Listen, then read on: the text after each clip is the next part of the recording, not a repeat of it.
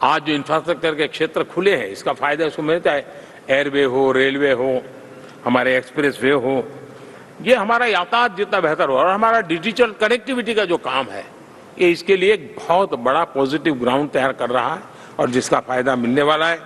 और जो vocal for local और रीजनल टूरिज्म, इसको एक बल देने का काम है।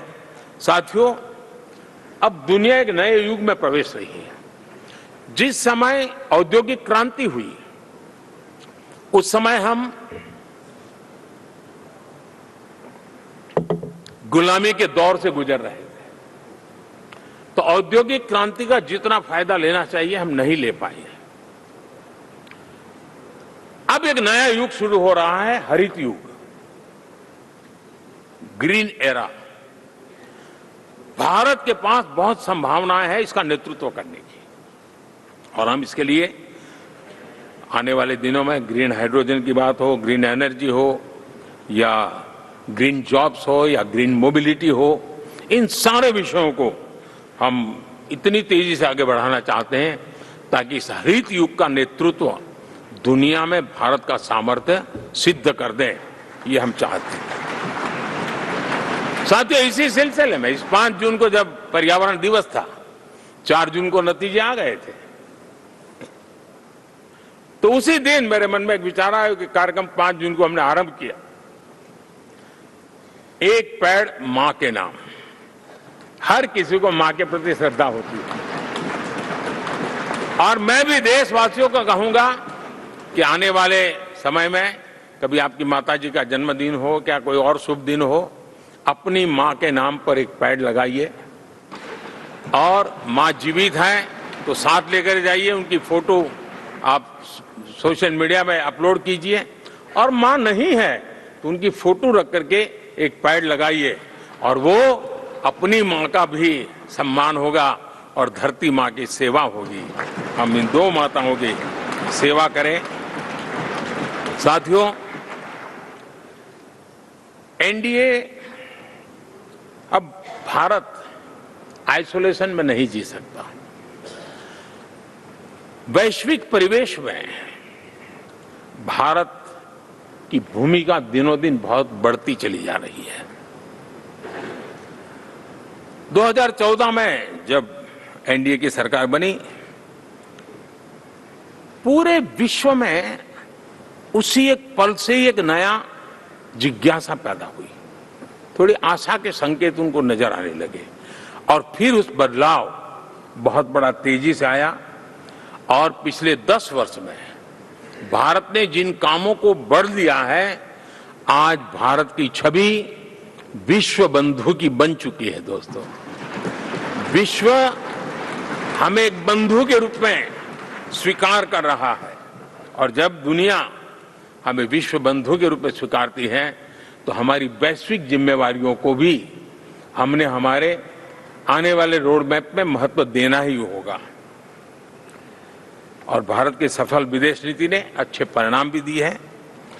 हमने हर संकट को उस प्रकार से हैंडल किया जिस प्रकार से मानवीय मूल्यों को हमने प्राथमिकता दी। उसका परिणाम है कि सामान्य मानवी के मन में ये विश्व बंधु वाला भाव बहुत मजबूत हुआ, और भारत का सेवा भाव का जो कैरेक्टर है उसको विश्व ने पहचाना है। चाहे यूक्रेन का संकट हो, चाहे अफगानिस्तान का संकट हो, हर हमारे लोगों को बचाना हो, हमने किसी भी में हमने कोई कमी नहीं रखी है। और साथियों, ये क्षमता के कारण भारत में निवेश की संभावनाएं बहुत बढ़ने वाली है।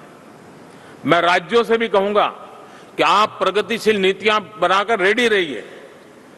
विश्व आज आपके आंगन पे दरवाजे पर दस्तक दे रहा है, और जो राज्य ज्यादा स्पष्ट नीतियों के साथ आएगा, जो राज्य उन कंपनियां विदेशी आने वाले लोगों को ठीक से हैंडल करेगा, उसको बेनिफिट मिलने ही वाला है।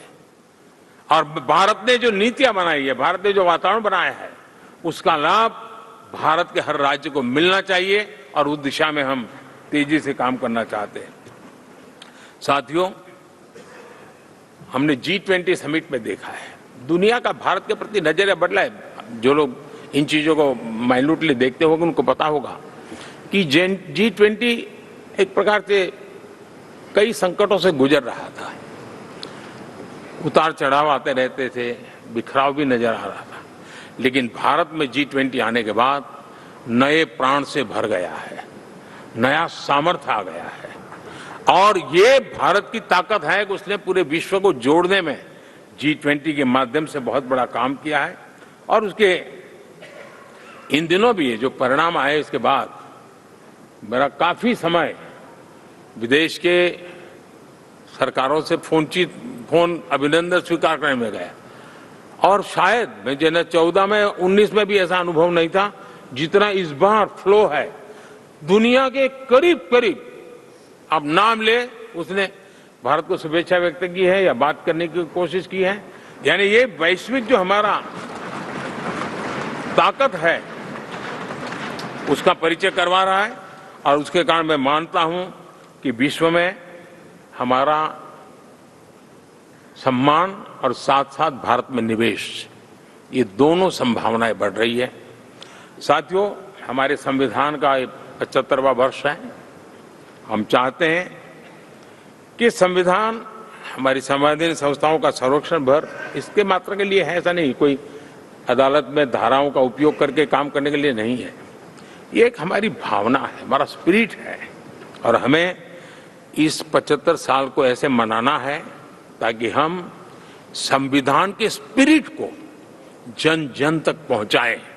हर जन को संविधान की जो भावना है, कर्तव्य की भावना है, अनेक बात ऐसे इस बात है, उन सब प्रति समर्पण उसका बढ़े, उस दिशा में हम काम करना चाहते हैं। साथियों, छत्रपति शिवाजी महाराज के राज्याभिषेक के 350 वर्ष के उत्सव में देश आज रंगा हुआ है। और हमारे लिए सबसे बड़ी प्रेरणा है क्योंकि उसमें राष्ट्र प्रथम की भावना है।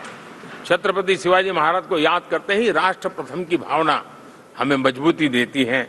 और इसलिए हम देश में इसी एजेंडा को आगे रखते हुए, और जब इसी समय 350 साल का पर्व आया है, तो हमें अपनी पॉलिसी और परफॉर्मेंस